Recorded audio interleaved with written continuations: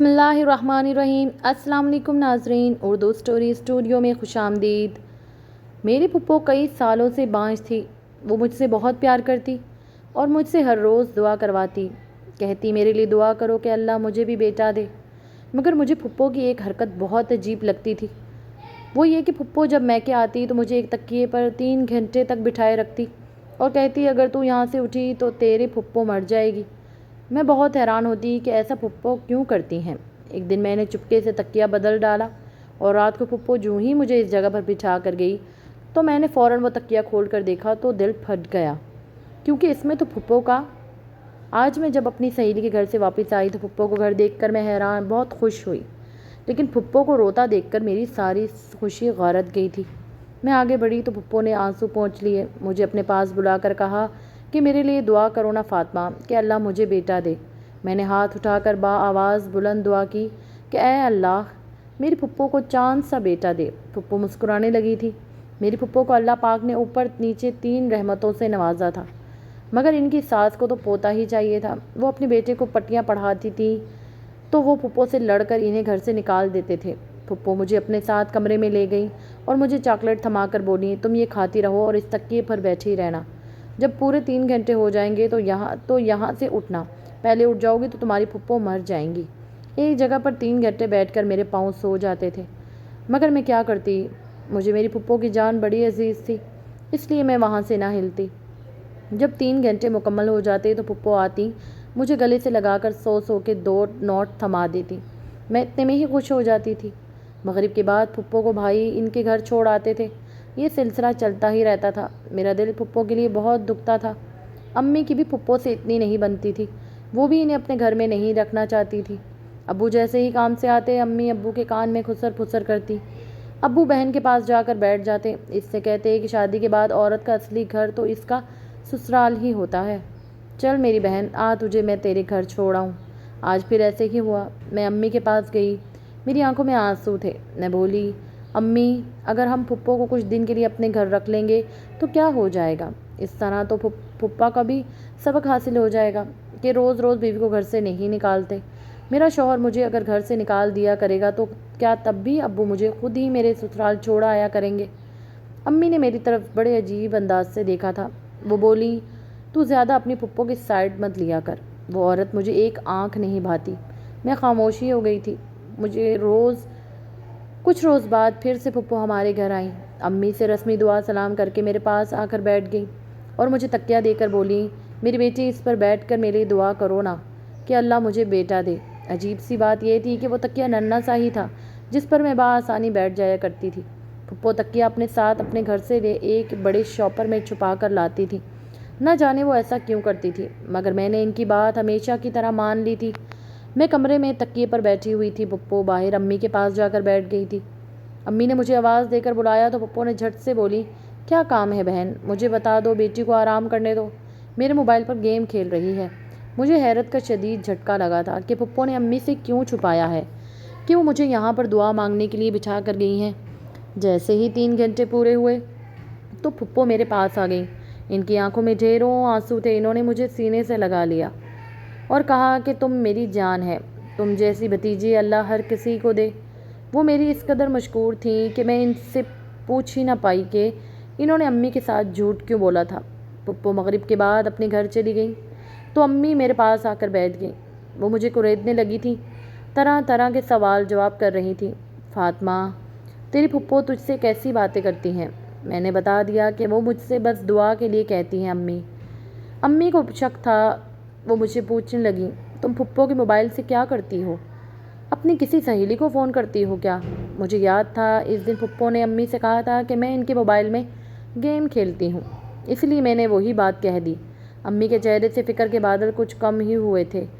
پھر وہ بولی بیٹا شادی سے پہلے تمہاری پھپھو کا کردار ٹھیک نہیں تھا، تمہاری پھپھو نے ہماری بڑی رسوائی کروائی تھی، مجھے اچھا نہیں لگتا جب وہ آتی ہیں تو تم دونوں گھنٹوں بیٹھ کر باتیں کرتی ہو، مجھے ڈر ہے کہ کہیں وہ میری سیدھی سادی بیٹی کو بھی اپنے چال چلن نہ سکھا دے، اس لیے ڈرتی ہوں اگلی بار جب تمہاری پھپھو ہمارے گھر آئیں گی نہ تو تم میرے پاس ہی بیٹھی رہنا۔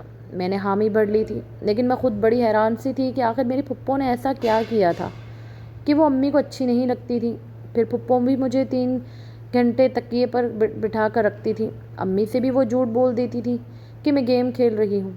یہ سب باتیں کافی پریشان کن تھی۔ اگلے دن میں کمرے میں بیٹھی ظہر کی نماز پڑھ کر پھپھو کے لیے دعا کر رہی تھی کہ اللہ انہیں بیٹا دے دے، جب میں صحن سے امی اور پڑوسن کے بولنے کی آواز پر چونک گئی تھی۔ ہماری پڑوسن امی سے کہہ رہی تھی، ہاجرہ، سنا ہے تیری نند کے گھر بیٹا نہیں ہوتا، پھر اس کا شوہر بھی آئے روز اسے گھر سے نکال دیتا ہے۔ میرا دل بڑا دکھتا ہے کہ میں نے کس طرح وہ راز سب چھپا کر رکھا ہے۔ کبھی کبھار تو جی چاہتا ہے کہ تمہاری نند کو بتا ہی دوں کہ تمہارے گھر بیٹا کیوں نہیں ہوتا۔ ہماری پڑوسن کو امی نے ڈانٹ کر چپ کروا دیا تھا۔ بس کر بہن، وہ سب کچھ تمہارا ہی سکھایا ہوا تھا، اگر تم نے کچھ کیا تو بدنامی تمہاری ہی ہوگی۔ امی کی باتیں سن کر میری آنکھیں بھیگ گئی تھی۔ کیا امی اور ہماری پڑوسن نے کچھ ایسا کیا تھا کہ جس کی وجہ سے پھپھو کو بیٹا نہیں ہو رہا تھا؟ یہ بات کچھ اور ہی تھی، میری سمجھ میں کچھ بھی نہیں آ رہا تھا۔ میرا دل امی سے بدگمان ہو گیا تھا۔ میں نماز پڑھ کر سو گئی۔ امی مجھے اٹھانے آئی تو میں نے ان کی ایک نہ سنی۔ میں مغرب کے وقت اٹھی، تب تک ابو بھی کام سے آ چکے تھے۔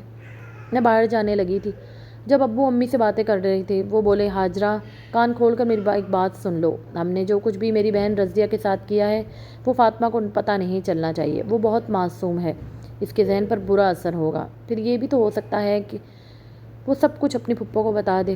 ہم کیا منہ دکھائیں گے قابل رہ جائیں گے اس کو۔ میں حیران رہ گئی، کیا ابو بھی امی کے ساتھ مل کر پھپھو کو دھوکہ دے رہے تھے؟ مجھے بہت دکھ ہوا تھا۔ میرا جی چاہا کہ میں بھاگ جاؤں یہاں سے، جہاں سبھی منافق لوگ ہوں۔ میں سارا دن چپ چاپ ہی رہی تھی۔ میرے گھر والے میری اداسی کی وجہ پوچھ پوچھ کر تھک گئے تھے، مگر میں نے انہیں کوئی جواب نہیں دیا تھا۔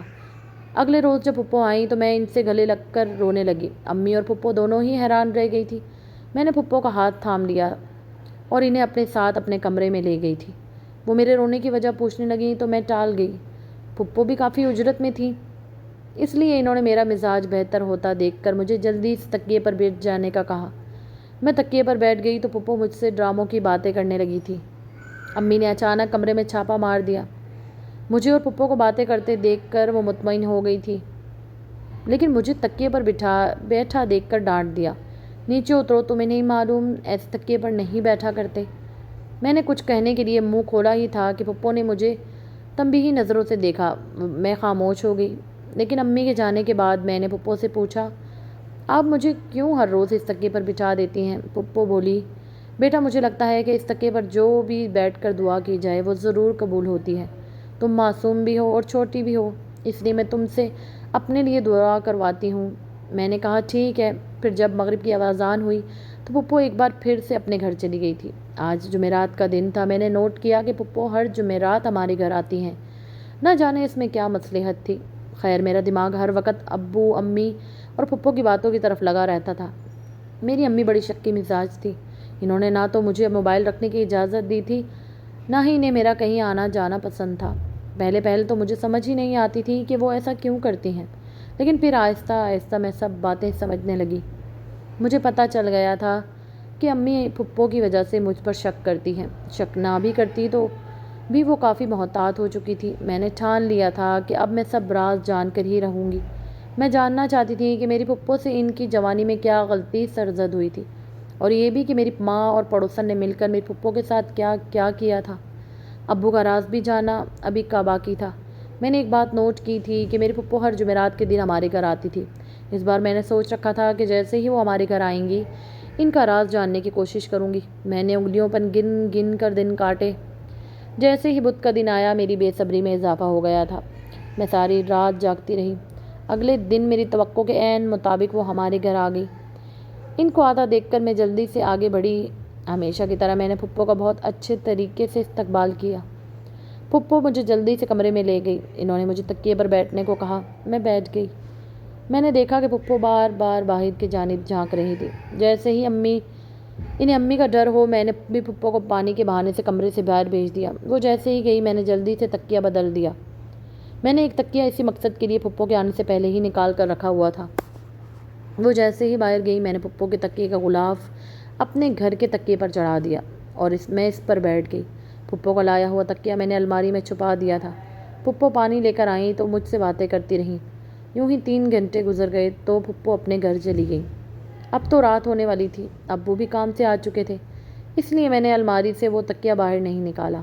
میں نے سوچ لیا تھا کہ جب ابو کام پر جائیں گے اور امی کسی پڑوسن کے گھر جائیں گی تو میں تکیے کھول کر دیکھ سکوں گی۔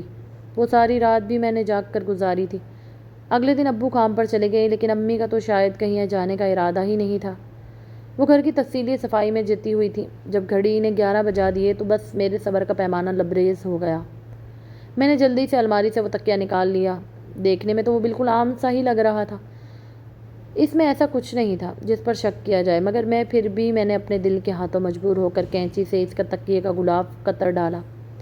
تکیے کے اندر سے ڈھیروں روئی برآمد ہوئی۔ میں نے اس روئی کو بھی اچھی طرح چھان پٹک کی۔ اس میں پڑی ایک چیز دیکھ کر تو میرے قدموں تلے سے زمین ہی نکل گئی تھی۔ میں بھی اچھی طرح صورتحال سمجھ بھی نہ پائی تھی۔ مجھے ذہن سے پھپھو کے بولنے کی آواز آئی۔ یہ پھپھو کے معمول کے برخلاف تھا۔ میں سمجھ گئی تھی کہ پھپھو کو پتہ چل گیا ہے کہ میں نے ان کے تکیے کے ساتھ چھیڑخانی کی ہے۔ میں نے بھی اس چیز کو چھپانے کی کوشش نہیں کی۔ امی اور پھپھو دونوں ہی میرے کمرے میں آ گئی تھی۔ پھپھو نے جب تکیے کا حال دیکھا تو ان کے اوسان ہی خطا ہو گئے۔ جب امی ہکا بکا کھڑی تھی، امی نے آگے بڑھ کر تکیے میں سے وہ چیز نکالی جس کو دیکھ کر میں خوف زدہ سی کھڑی تھی۔ اس تکیے کی روئی پھپھو کا ایک تعویذ اور میری تصویر پڑی تھی جس پر خون کے ساتھ ایکس کا نشان بنا ہوا تھا۔ اس تصویر پر سوئیاں گھڑی ہوئی تھی۔ امی سہم سی گئی تھی۔ وہ بولی، فاطمہ، تمہاری تصویر کے ساتھ کس نے یہ سب کیا ہے؟ یہ تو کالے جادو کی نشانی ہے۔ میں امی کی بات سن کر رو پڑی تھی۔ ایسا کیسے ہو سکتا تھا کہ میری جان سے پیاری پھپھو نے مجھ پر کالا جادو کروانے کی کوشش کی تھی؟ میں بولی، امی، پھپھو نے اپنی اکلوتی بھتیجی پر کالا جادو کروایا ہے؟ یہ کیسے ہو سکتا ہے؟ وہ تو مجھ سے بہت محبت کرتی ہے۔ پھپھو تمہارے خوف کے زد پڑ چکی تھی۔ تبھی سین سے ابو کے بولنے کی آواز آئی۔ ابو امی کو پکار رہے تھے۔ امی نے ابو کو آواز دے کر میرے کمرے میں ہی بلا لیا تھا۔ ابو نے آتے ہی امی سے اپنے موبائل کے بارے میں پوچھا۔ وہ اپنا موبائل گھر بھول گئے تھے، شاید اسی لیے جلدی واپس آ گئے تھے، یا یوں کہنا زیادہ بہتر ہوگا کہ آج پھپھو کی عدالت لگنا تھی، اس لیے سب وہاں پر جمع ہو چکے تھے۔ ابو جیسے ہی کمرے میں آئے، امی نے شور مچانا شروع کر دیا۔ امی نے میری تصویر ابو کے سامنے لہرائی۔ انہوں نے ابو سے کہا کہ پوچھو اپنی بہن سے، اس نے میری اکلوتی بیٹی پر کالا جادو کیوں کروایا؟ ابو ناسمجھی سے ہم تینوں کی طرف دیکھ رہے تھے۔ ابو کے چہرے پر اضطراب کے گہرے بادل چھائے ہوئے تھے۔ وہ اپنی بہن رضیہ کی جانب بڑی حیرت سے دیکھ رہے تھے۔ پھر وہ امی سے مخاطب ہوئے اور بولے، یہ کیا ہے؟ پھپھو بولی، میں سب سچ بتاتی ہوں۔ پھپھو کی آنکھوں میں بہت شفافیت نظر ایسا لگتا تھا جیسے ان کا سچ سب کچھ بہا کر لے جائے گا، رشتے، ناطے، پیار، محبت، خلوص، جذبات، سب کچھ۔ پھپھو بولی، بھیا شادی سے پہلے میں بد کردار تھی نہ جانے اس بات کی خبر میرے شوہر تک کیسے پہنچ گئی کہ میرے گھر کے پاس جو لڑکا رہتا ہے اس کے ساتھ میرا تو چکر تھا۔ پھر میری 3 بیٹیاں ہو گئی، بیٹا مجھے اللہ نے دیا کوئی نہیں، میرا شوہر تو میرا دشمن بن گیا۔ اس کو بیٹا ہر حال میں چاہیے تھا، نہیں تو وہ مجھے طلاق دے دیتا۔ آپ خود ہی سوچیں میں طلاق لے کر جاتی بھی کہاں؟ بھابھی تو مجھے اس گھر میں ایک پل بھی برداشت نہیں کرتی تھی۔ میں نے ایک پیر سائیں کے پاس گئی تھی، اس نے مجھے ایک تعویذ دیا۔ وہ تعویذ مجھے پیر سائیں دے کر بولا کہ تمہارا مسئلہ بہت بڑا ہے، یہ کالے جادو سے ہی حل ہونے والا ہے، کیونکہ تمہارے ہاتھ میں بیٹے کی لکیر ہی نہیں ہے۔ یہ لکیر مجھے کسی کم عمر لڑکی کے ہاتھ سے چرانی پڑے گی، اس لیے پیر سائیں نے مجھے کہا کہ ایک کم عمر لڑکی کی تصویر میرے پاس لے کر آؤ، اس نے اس تصویر پر کالا جادو کرنا تھا۔ مجھے فاطمہ سے بہتر اور آپشن نظر نہیں آیا۔ میں فاطمہ کی تصویر پیر سائیں کے پاس لے کر گئی۔ پیر سائیں نے کہا کہ یہ تصویر ایک تکیے میں سی دو، پھر اس تکیے پر اسی لڑکی کو بٹھانا ہے جس کی یہ تصویر ہے۔ یہ عمل 3 مہینے چلنا تھا، ہر جمعرات کو یہ عمل ہوتا تھا، اس لیے میں ہر جمعرات آپ کے گھر آتی اور فاطمہ کو 3 گھنٹے کے لیے تکیے پر بٹھا کر دیتی۔ اب تو صرف 3 جمعراتوں کا ہی عمل باقی رہ گیا تھا۔ نہ جانے اس کمبخت فاطمہ نے یہ تکیہ کیوں کھول ڈالا۔ پھپھو کی بات سن کر میں بھاگ کر ابو کے سینے لگ گئی تھی۔ میں تھر تھر کانپ رہی تھی، رو رہی تھی، مجھے شدید خوف آ رہا تھا۔ میری حالت دیکھ کر امی بھی رونے لگی تھی۔ ابو نے میرے سر پر ہاتھ رکھ کر مجھے تسلی دینے کی کوشش کی۔ پھر وہ بڑی حیرت بھری آنکھوں سے پھپھو کی جانب دیکھنے لگے۔ ابو بولے تو ان کی آواز میں بھی بھیگی ہوئی تھی، وہ بھی رو رہے تھے۔ ابو نے کہا، رضیہ، کیا تمہاری بیٹی ہی ملی تھی کالا جادو کروانے کے لیے؟ اپنے سگے بھائی کی اکلوتی بیٹی؟ کیا میں اس کی وجہ جان سکتا ہوں؟ پھپھو کی آنکھوں میں آنسو آ گئے تھے۔ وہ بولی تو لگتا تھا جیسے اپنے ہوش میں نہیں۔ انہوں نے اپنے بھائی کی طرف دیکھ کر کہا، نہیں بھیا، میں نے آپ کی بیٹی پر تو جادو نہیں کروایا، میں نے تو اس عورت کی بیٹی پر جادو کروایا ہے جس نے 7 برس قبل میری زندگی تباہ و برباد کر دی تھی۔ پوچھیں اپنی بیوی سے کیا قصور تھا میرا، ان سے پوچھیں کہ کاشف کون تھا۔ میں تو کسی کاشف کو نہیں جانتی تھی، مجھے نہیں معلوم انہوں نے اسے کہاں سے دریافت کیا تھا اور میرے سامنے لا کھڑا کر دیا تھا۔ میں تو یہ بھی نہیں جانتی تھی کہ میرے کمرے سے اس کے خطوط کہاں سے نکلے اور وہ خطوط وہاں پہنچے کیسے۔ پھر اچانک ہماری پڑوسن ہمارے گھر پہنچ آئی۔ اس نے بھی آتے ہی میرے خلاف گواہی دی کہ میں ان کے ذریعے سے خط کاشف کو بھیجتی تھی۔ ابو حیرت بھری نظروں سے کبھی پھپھو کی طرف دیکھ رہے تھے تو کبھی میں نے امی کی اپنی طرف۔ آخرت خراب کر لی۔ امی بھی بھوکلا آپ جب گئی مہینے تھی۔ کی تنخواہ لا کر ابو نے رضیہ کہا، کے ہاتھ بتاؤ میں رکھ ہاجرہ، دیتے تو میرے میری اندر بہن کی کیا عورت کہہ بے رہی چین ہے؟ سی ہو جاتی تھی۔ امی رونے لگی تھی۔ اسی وہ بولی، جلن میں میری میں نے وہ شادی سب ہوئی کر تو دیا میں جو نے کبھی کرنے ہمیشہ کا دیکھا سوچا تک نہیں کہ تھا۔ اس گھر میں میری میں تو نے کوئی رضیہ کو اہمیت ہی بدنام نہیں کرنے کا تھی۔ سوچا، میں اپنی پڑوسن کے ساتھ مل جو کر کچھ بھی تھا ایک سب آپ کی نہایت چھوٹی بہن گھنونا کا تھا۔ کھیل ہر رچا فیصلہ رہی اس تھی۔ کی مرضی سے ہوتا میں گھر تھا۔ کے کام کاج میرے کر کے جب ساس بھی سسر فارغ تو ہوتی حیات تو میں نہیں خط تھے، لکھنے مگر بیٹھ آپ جاتی کی تھی۔ بہن نے ان کی کمی وہ سارے محسوس خط ہونے کاشف نہیں کی دی طرف تھی۔ سے رضیہ کے لیے لکھتی۔ میں اس سے جان چھڑوانا جب چاہتی تھی۔ 10-12 مجھے خط معلوم تھا لکھے کہ جا چکے جیسے تو میں نے ہی محلے رضیہ کے ہمارے آوارہ گھر سے لڑکے سے نکلے گی کاشف کو سب کچھ ٹھیک ہو 10,000 روپے جائے گا۔ دے کر گھر میں نے بلوایا، اس کے پھر لیے اسے بہت کہا سے کہ وہ رشتے رضیہ آپ کے کو ساتھ دکھائے، اپنے مگر معاشقے کو آپ قبول کو کرے کوئی رشتہ بھی پسند کہ نہیں میرا آیا۔ 10,000 رضیہ کے خاطر ساتھ میں نے چل رہا بہت ہے کوشش کی کہ جو آپ کی رضیہ آپ بہن کی کو آنکھوں میں اپنی عزت قدر کے کھو ساتھ بیٹھی اس تھی۔ گھر سے رخصت پھر کر تو دوں، آپ نے اپنی بہن کو رخصت مگر کرنے کا آپ کے سوچا۔ سر پر تو بھوت سوار اس تھا۔ کے لیے جیسا آپ تیسا ہر بھی رشتہ لحاظ سے آیا، آپ نے بہترین قبول رشتہ کر لیا، ڈھونڈنا یوں چاہتے اس تھے۔ کی شادی ہو گئی آپ ہلکی اور سی میرے بھی گھر میں اونچ سکون آ نیچ گیا۔ برداشت لیکن نہیں مجھے کر علم رہی تھی۔ نہیں تھا کہ لیکن اس میں کی ایسا وجہ سے رشتہ یہ مجھ کہاں سے سے بدلہ ڈھونڈتی؟ لینے کے لیے آپ کی بہن کون اس سا حد کوئی تک حور گر پری جائے تھی گی۔ جسے میں بیانے کوئی اور ابو شہزادہ آسمان سے اترتا؟ ہونکوں کی طرح میں نے اس ایک بات دوسرے کا کو ذکر دیکھ اپنی رہے تھے۔ پڑوسن سے ابو کیا کا تو وہ غصے سے کہنے برا لگی، حال ہو اگر رہا اس تھا۔ کا ابو بھائی اپنی بولے، معصوم بہن اگر کو مجھے کسی اپنی ایرے جوان بیٹی غیرے کا سے خیال نہیں نہ بیاہنا ہوتا تو میں چاہتا تمہیں تو طلاق دے تم کر اس کی اپنے گھر بہن سے کو نکال دیتا۔ معصوم رہنے ہی دو، امی نے اپنے آنسو پونچھ لیے۔ وہ رہنے ہی نہ بولی، دو۔ اگر میں نے آپ کی بہن کے پھر ساتھ تو لولے کچھ لنگڑے غلط کا بھی کیا ہے رشتہ تو آیا تو آپ نے تمہارا بھی اس شوہر کے ہنس کر ساتھ قبول کم کر برا لے گا۔ نہیں کیا۔ آپ نے تو میں اس اس کو اس کے ناہنجار کی باتوں والدین میں کی آ گئی۔ ساری میں نے رضیہ جائیداد پر سے ہی بے بہتان دخل کر باندھ دیا۔ لیا۔ یہ انکشاف سنتے ہیں ہم سب پریشان سے ایک دوسرے کی چہرے دیکھنے لگے۔ سمجھ نہیں آ رہا تھا سب سے بڑا جرم کس کا ہے۔ میرے سامنے 3 لوگ کھڑے تھے جنہوں نے ایک دوسرے کے ساتھ بہت برا کیا تھا۔ امی، ابو، پھپھو تینوں ہی مجھ سے نظریں چرا رہے تھے، جبکہ میری آنکھیں آنسوؤں سے تر تھیں۔ ان تینوں نے باری باری مجھ سے ہاتھ جوڑ کر معافی مانگی۔